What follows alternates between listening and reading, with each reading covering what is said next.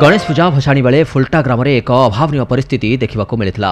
गणेश मूर्ति भसाणी समय ग्राम में दुईटी DJ party गाड़ी परस्पर मध्य लड़े कर ग्राम में प्रचंड शब्द करने वीडियो वायरल होता। यह विभिन्न महलू तीव्र प्रतिक्रिया प्रकाश पाई। बर्तमान यह गाड़ी को उपजिलापाल अविनाश कुमार द्वारा जबत कर घटना नहीं अधिक तदंत बेले आगक आईनगत पदक्षेप ग्रहण कर।